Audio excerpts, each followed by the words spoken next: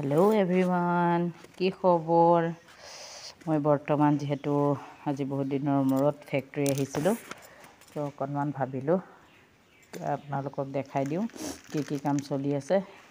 তো কেঁচা জলকীয়া আচাৰ মেচিনত মাৰি থকা হৈছে বৰ্তমান, আৰু কাম যিহেতু বহুত ঠাণ্ডা পৰি আছে, কামো অলপ কমেই কৰাই থকা হৈছে। বাইদেউহঁতো কম আহিছে, আৰু এয়া সদায় দৰে ফেক্টৰীটো অকণমান আপোনালোকক দেখাই দিওঁ বুলি ভাবিলোঁ। সেয়া আৰু আপোনালোকৰ কি খবৰ বাৰু? এনেদৰে চবেই চাহ খালোঁ, চাহকাপকেইটা থৈ দিয়াই আছে। এনেদৰে বাইদেউহঁতে কামত লাগি আছে, সকলো বাহিৰত আছে। আচলতে এইখিনি মিঠাতেল গৰম কৰি ৰখা হৈছে, যাতে আমাক প্ৰয়োজন সাপেক্ষে কেতিয়াবা আচাৰত ঢালিবলগীয়া হয়। কেঁচা তেলটো ঢালি দিলে যিহেতু গোন্ধায়, সেয়েহে গৰম কৰি ৰখা হৈছে।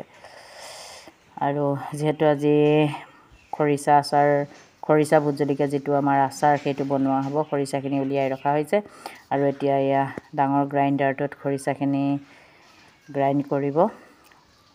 তাৰ পাছতহে আমি মছলা মৰা হয়। এনেদৰে সকলো আজি অ'ত ত'ত পৰি আছে, মানুহ কম। এয়া আমাৰ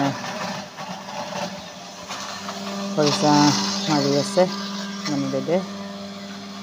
সেইখিনি চব কি ধুনীয়া একদম পেষ্ট হৈ আহিছে পূৰা, কাৰণ পেষ্ট নহ'লে আমাৰ যিহেতু এইখিনি মেচিনত, ডাঙৰ পেকেজিং মেচিনটোত পেকেজিং কৰা হয়, যিখিনি চিপছৰ পেকেটৰ নিচিনা ওলায়, সেইখিনিত সেই মেচিনত নাযায় আচলতে। আৰু এয়া দ্বিতীয় দিনাখনৰ আজিৰ হয় আচলতে।